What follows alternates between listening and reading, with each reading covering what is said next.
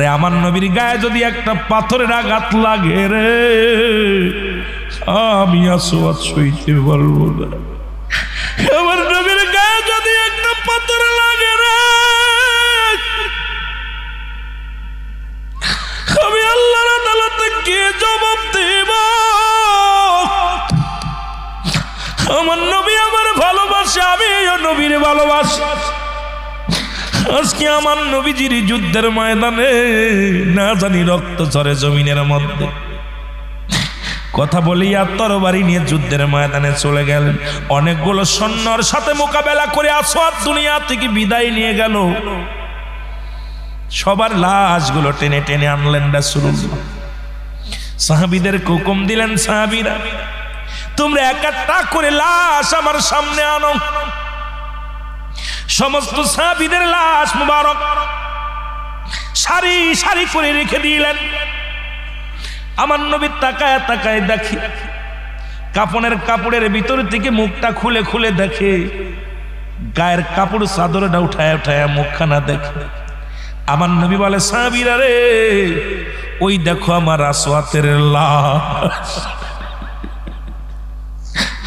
নবী ডাকতে বলে, আমার সাহাবীরা রে, এত লাশের ভিতরে আমার আসওয়াতের লাশ আমি দেখতে পাই না। সাহাবীরা বলে, নবী আসওয়াত রে পাইলেন কই?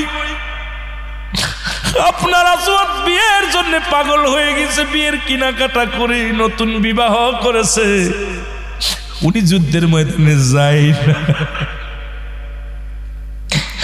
আপনার আসওয়াত যুদ্ধের ময়দানে আসে নাই, আপনি আসওয়াতে পাইলেন কই? আমার নবী কয়, সাহাবীরা রে, তোমরা তাকায় দেখো রে, ওই লাশটাই আমার আসওয়াতের লাশ। সাহাবীরা দৌড়িয়া গেলেন, দৌড়া দেয় যখন মুখের কাপড় ক্ষত বিক্ষত দেহখানা, আসওয়াতের দেহখানার মধ্যে শত শত কোপের আঘাত, তরবারির আঘাত, মুখমণ্ডল রাসূলুল্লাহ। সাহাবীরা রক্ত মুছা দিলেন, মুখের রক্ত মুবারক।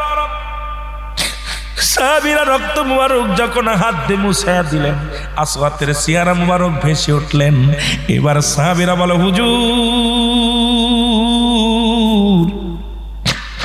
আমার আসওয়াত, আপনার আসওয়াত কখন আসলো যুদ্ধের ময়দানে? ও দুনিয়ার মুসলমান, আমার নবী ডাকতে বলে, আমার সাহাবীরা রে, আমার নবী আমার পাগল, আমার আশিক।